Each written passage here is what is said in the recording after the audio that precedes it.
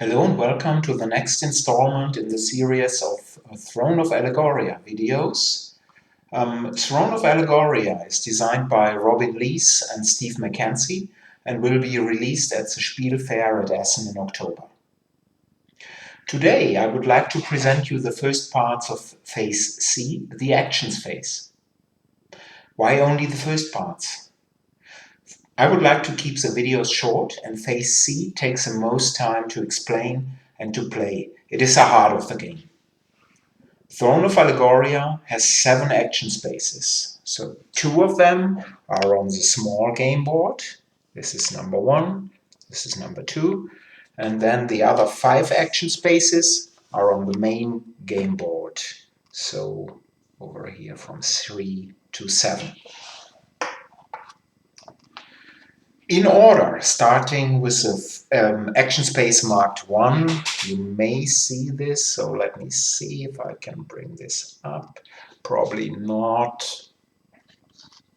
Well, it is over here, you see this is number 1.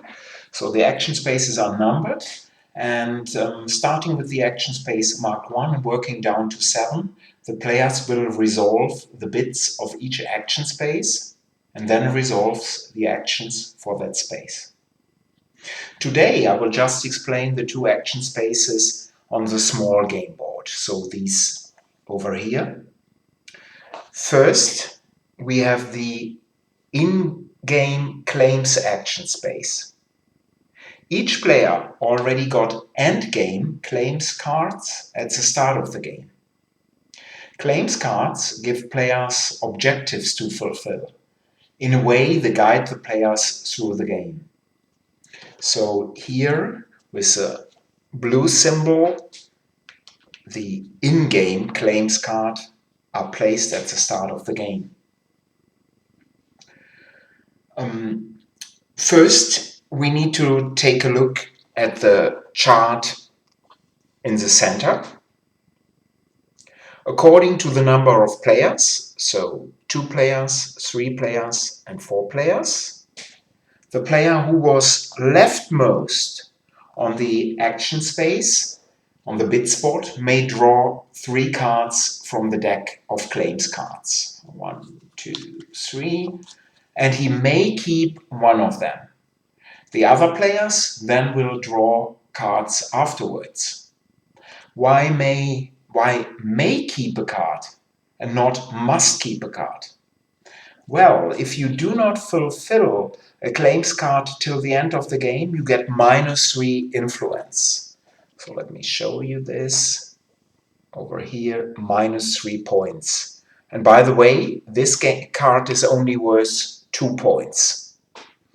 So late in the game, you may prefer to discard your full amount of cards to avoid lots of minus points. So this player who has drawn 3 cards, he may keep 1. He has the following choices. He has a Crusader, have at least 1 soldier on your battlefield, the central battlefield, and an opponent's battlefield. Or he may keep the Vice, be scoring at least 1 influence on the knowledge track and have at least 2 merchants in territories. Or the Good, use the Educate and Elms actions in the same turn. And the cards he does not want to keep, they are simply discarded. By the way, the player who was rightmost on the action space, he is a new start player for the next turn.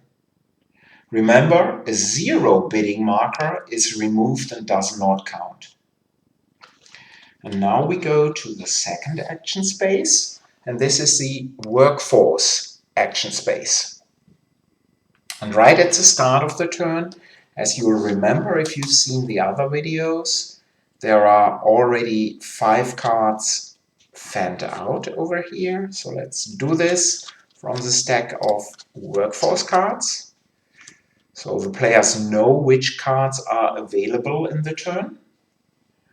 And now the player who was rightmost on the bidding spot, on the action space, he now is allowed to split the cards into 3 groups.